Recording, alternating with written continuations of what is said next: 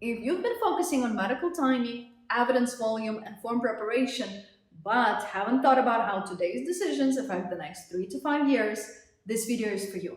Marriage-based immigration doesn't reset after the first green card approval. It compounds. If the first phase isn't structured deliberately, the next two phases become repair work. By the end of this video, you will have a way to think about marriage AOS as phase 1, so your decisions hold up in the phases that follow. If you prefer full service management of the process, hire a lawyer. If you want the map, keep watching. We see the same failure pattern repeat. Capable couples can complete the forms, but they're missing a model for how decisions connect across phases. This video is a planning map. What matters first, what can wait, and what ordering tends to create preventable delays. So what's the underlying issue? What makes marriage immigration challenging? Most couples are navigating with fragmented inputs. Online or professional advice answers narrow questions in isolation, like file now, wait, medical exam first, send everything at once, get as much relationship evidence as possible. Each of those statements can be correct under a specific set of conditions.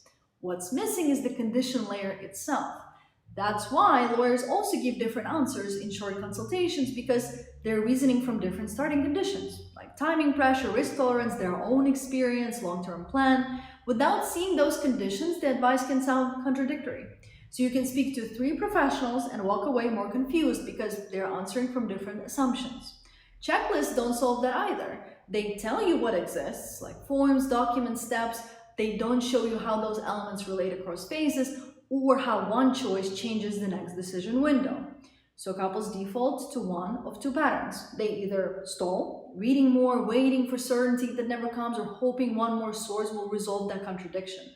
Or they rush, assembling a packet that technically meets the minimum requirements but is not fully thought through. In both cases, effort is present, research is present, quote unquote, we want to do it right is present.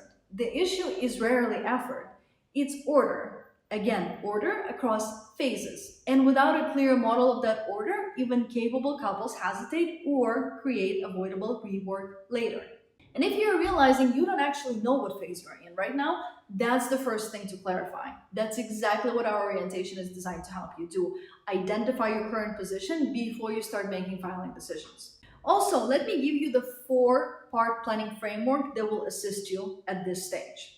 Once you recognize that the issue is order across phases, the solution isn't more information, it's a planning model. Think of AOS as building a file that has to survive multiple phases, not just getting one packet approved. The first layer is eligibility and readiness gating. Before you touch a single form, you confirm that the legal foundation is actually in place.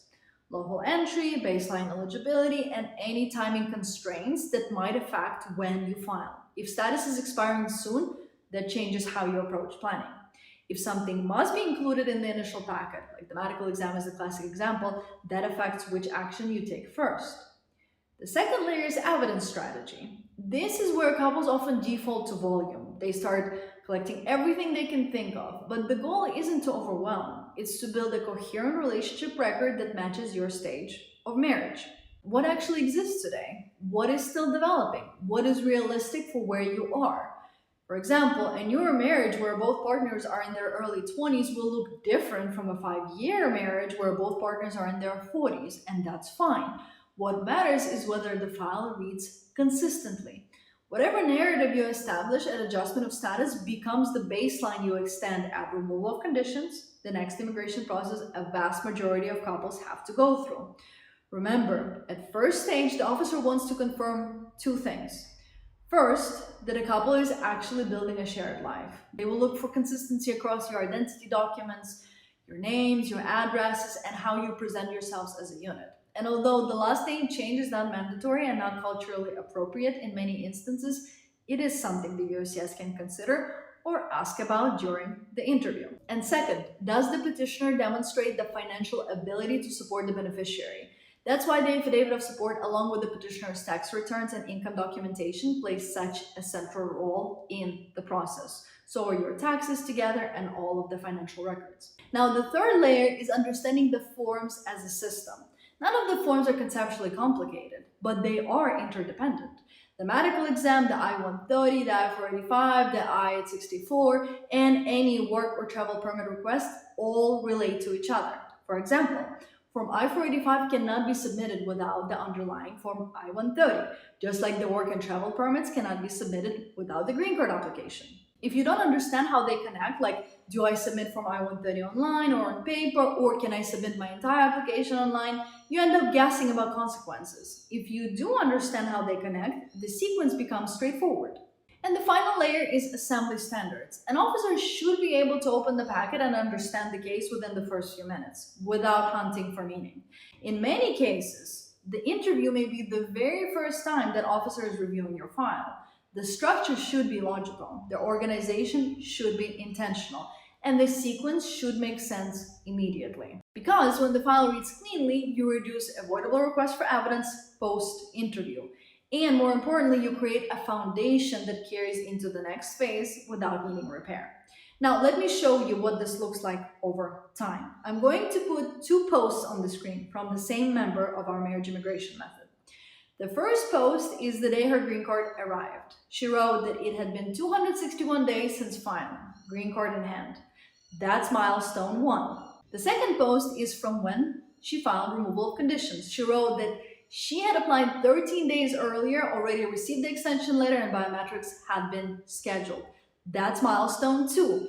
Between those two posts, there are 647 days, about 1 year and 9 months.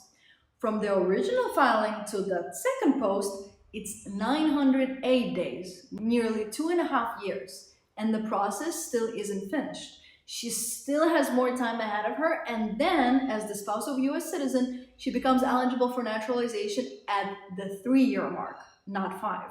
And between those milestones, dozens of decisions, work authorization, travel, what's risky versus allowed, and when to start preparing for the next phase. That's what a multi-year system looks like in practice. Adjustment of status is not an isolated event. It's a phase. When she filed removal of conditions, she wasn't reconstructing her case. She wasn't trying to remember what had been submitted 2 years earlier. She wasn't rebuilding narrative or reorganizing evidence from scratch. The adjustment of status file had been assembled deliberately, medical timed intentionally, evidence organized by theme, packet structured clearly.